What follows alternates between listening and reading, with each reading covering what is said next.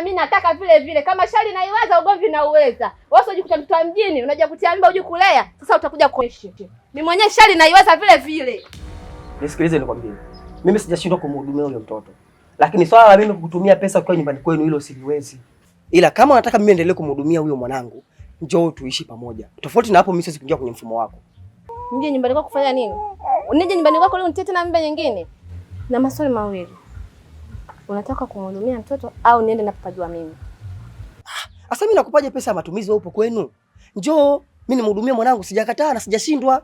Naweza kumhudumia mwanangu kwa namna yoyote ile, lakini akiwa nyumbani kwangu. Sio akiwa kupo naye kwenu huko.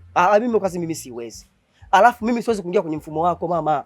Kwamba nikupe pesa zangu mimi ufanyie matumizi yako, ufanyie mambo yako. Mtoto sio mtaji. Njoo nyumbani nitamhudumia mwanangu. Uwezi. Wewe usinichukulie mimi taila, mimi usinichukulie chizi, sijui unanielewa? Ninachotaka mimi pesa. Kuja nyumbani kwako kuja kukaa na wewe sina muda huo kwanza. Sitaki kuzeeshwa, sitaki kufubaishwa. Sijui umenielewa? Mimi nachotaka ni pesa. Siwezi kuingia kwenye mfumo wako. Nikupe pesa zangu mimi ule, ufanyie mambo yako. Hapana, mimi siwezi. Usichukulie miboya. Wewe vipi wewe? Vipi na ndio mimi unanipa pesa? Unachotaka na mimi nataka vile vile. Kama shari naiweza, ugomvi na uweza. Wewe usijikuta mtu wa mjini, unajua kutia mimba uje kulea. Sasa utakuja kuishi. Mimi mwenyewe shari naiweza vile vile. Mama umeniacha peke yangu. We mama yangu. Hivyo ndivyo walivyo wanawake kaka. Hapo anachotaka kukifanya ni kukuingiza wewe katika mfumo wake. Na ukisubutu kuingia katika mfumo wa mwanamke, umekwisha kaka. Yule mwanamke hana akili hata kidogo. Lakini kila kitu mimi nimeshamuelekeza. Na nimemwambia mara nyingi sana. Sijakataa mimi kuishi na yeye na sijakataa kumhudumia mwanangu. Mimi naamini kwenye kuishi na yeye kwa sababu nikiishi na yeye ndio tutamlea mtoto na atakuwa na malezi bora. Ile lo swala yeye hataki kabisa. Sasa mimi nifanyeje hapo? Wajua fikra za mwanamke, anataka kumfanya mtoto ni kitega uchumi chake cha kuendesha maisha yake. Sasa mimi labda nikushauri kitu hapo ndugu yangu. Pengine ungejaribu kupitia kwa ndugu zake, ukawaelekeza. Unaweza ukapata mtazamo chanya ambao utakusaidia. Kwa sababu hakuna mtu ambaye hajui kwamba yule ni binti yako. Na haya malezi ya kumlea mtoto, baba yuko huku, mama yuko huku, yanamweka katika mazingira mabaya. Kwa hiyo cha kufanya, onana kwanza na familia yake, zungumza nao. Mimi nafikiri utapata mtazamo chanya ambao utakwenda kujenga. Sawa ndugu yangu. Asante sana kwa ushauri wako. Nafikiri nitayafanyia kazi, japokuwa ni magumu. Na pia nahisi nikifuata hisia zangu, nitakwenda kumtengenezea mazingira mabaya sana mwanangu. Najiona kwenye kufanya maamuzi magumu katika hili. Wajaribu tu kuwatafuta ndugu zake, pengine unaweza ukapata mtazamo chanya. Lakini kama itashindikana kabisa, ikashindikana, mimi nikushauri ujishushe tu. Ujishushe. Sisemi kwamba ufuate mtazamo wake au uingie katika 18 ambazo anakutengenezea. Simaanishi kitu kama hicho. Ila unajaribu kubalance. Kuna vitu unabidi ukubaliane naye. Hiyo ni kwa maslahi ya binti yako. Kwa sababu hakuna anayepinga kwamba ile ni damu yako. Hata wewe mwenyewe unajua kabisa hii mimi ni damu yangu. Na hakuna mtu ambaye yuko tayari kuisaliti damu yake. Haraka vizuri. Kwa sababu kama utazidi kumwendekeza yule binti, itakupa msongo wa mawazo. Mwisho wa siku utashindwa kufanya kazi zako. Na kama unavyozitambua kazi zetu zilivyokuwa na changamoto. Usipokuwa sawa kiakili, na lazima uingize changamoto katika kazi za watu. Kwa hiyo kitu cha msingi ni lazima utumie akili nyingi na uwe mvumilivu sana katika moyo wako ili kuweza kusolve. Sawa bwana. Ngoja mimi niende kwanza juu kule nikaone na Yasini nione kama alichukulia posho yangu ya jana. Maana sikutokea kabisa kazini. Basi hilo halina shida. Mimi sijaandaa kitu chochote hapa ndugu yangu. Usijali bwana, naelewa. Sio sauti ya kiume. Haina noma. Haya, utamsalimia shemeji. Hapo hapo.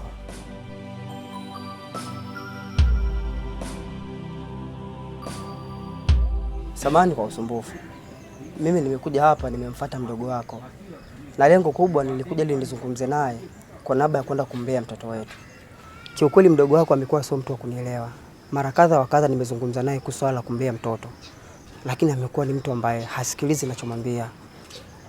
Kwa kuwa ni dada yake, nimeona wewe ukimweleza huenda anaweza kukuelewa. Naomba unisaidie kwa hilo dadangu. Kaka bure wewe. Yaani akili yako kabisa inashindwa kujishughulisha. Sasa kama mimi dada yake ataweza kunielewa, wewe tu ulioshia naye damu unashindwa kukuelewa. Mbona unashindwa kujiongeza?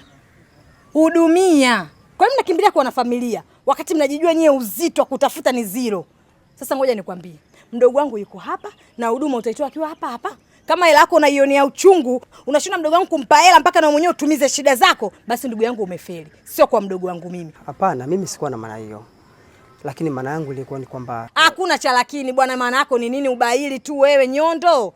Ovyo, kajishughulishe huko. Wanaume zako sasa hivi wanahangaika na mawe, wanahangaika na simenti. Wanaume wamechizika, wamechapika. Wewe umekuja hapa ndugu yangu ueleweki Sabato au kitu gani? Hebu toa huduma fuone hayo malalamiko yanatokea wapi? Sijashindwa kutoa pesa ya matumizi. Lakini nilitamani mimi niishi na yeye, tumlee mwanetu, kwa sababu siku zote mtoto anahitaji malezi ya watu wawili na wakiwa pamoja. Ila huku kukaa mbalimbali hakumtengenezei malezi mazuri mtoto. Kwa malezi gani uliokuwa nayo wewe? Kwani akiko hapa akui? Au kokoni unakwenda kumfanya kitu gani? Wewe kama una jipembe ondoka bwana. Sije tukaribiana siku hapa sasa hivi. Dakika za jioni. Mambo mengi. Tunakaa na uhai wa watu sasa hivi. Hebu nenda. Sijenga kupiga hapa ukasema ndugu wa gomvi, ndugu wa korofi, watu wanene sijui wakoje. Nenda. Samoni bado umesimama hapa. Sawa. Naomba unisamehe sana kwa usumbufu. Samani kwa usumbufu. Usumbufu gani ulikopo nao wewe? Muone kwanza. Jamani nyumbani wakaka mbona hawaeleweki? Hii ndio shida, ndio maana unaambia ukitaka kuzaa sasa hivi na mtu, mchunguze yukoje, kabila gani, ana kipato gani. Ndio shida kama hizi.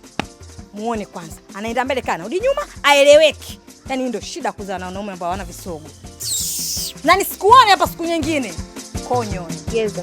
Hivi mtoto nilimtafuta peke yangu? Hapana, tulimtafuta wote. Mbona kuna malezi unaniacha peke yangu? Sina maana hiyo Latifa. Lakini kwa sasa hali yangu ni ngumu sana. Unafahamu kabisa kwamba mimi sina kazi. Nivumilie. Nikipata pesa mimi nitakupa kwa sababu ya mwanangu. Utapopata. Ni lini utapata hiyo pesa? Kwa hiyo, una maana hatutokula. Hatutovaa. Mtoto hatafuliwa nguo mpaka upate pesa. Hamna, sina maana hiyo, lakini mwanangu ni kwa sababu mwenyewe natambua hali yangu ndio kwa sasa hivi. Nivumilie, ni kidogo tu, kuna michongo naisikilizia. Kikamilika tu kila kitu kitakuwa sawa. Hivi toka nimemzaa huyu mtoto shai kumshika? Mara moja tu nakumbuka. Basi mchukue mtoto tamsahau babake. Na mama, enda kwa baba mwanangu.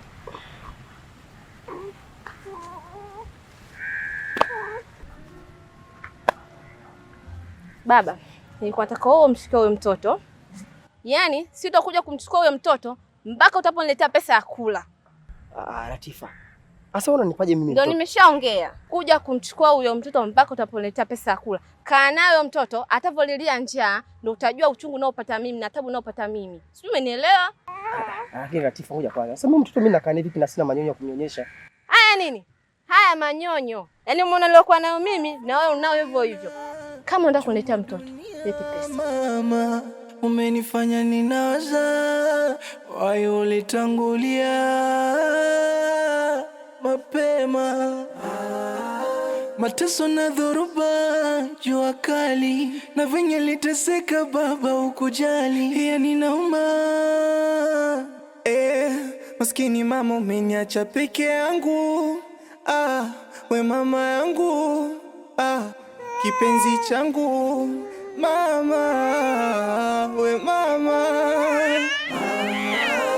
Maskini mama umeniacha peke yangu. We mama yangu. Kipenzi changu mama. Kwa hiyo sasa kaka, mwisho wa siku umechukua maamuzi gani juu ya wewe mtoto? Sijajua nini bado niamue. Yaani afadhali hata mama angekuwepo, ningesema nitampeleka kwa mama akae naye.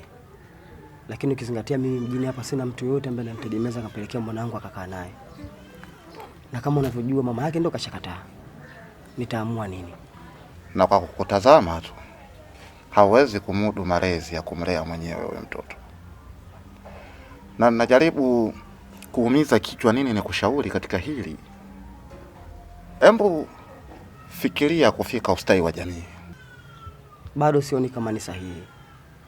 Kwa sababu hata nikienda ustawi wa jamii, watakachodai wao mimi nimpe pesa za matumizi.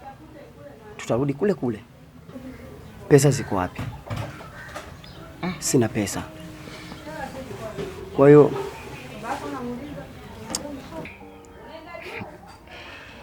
swala la pesa au huduma kwa binti yako ni swala lisilokwepeka.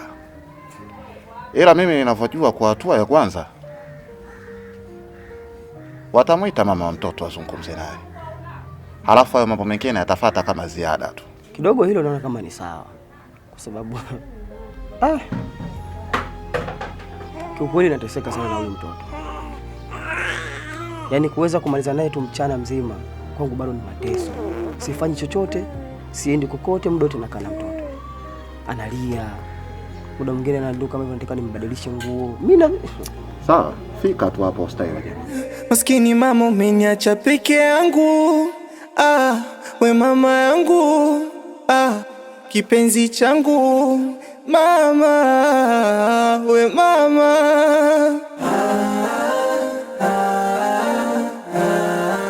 Sawa uliniacha.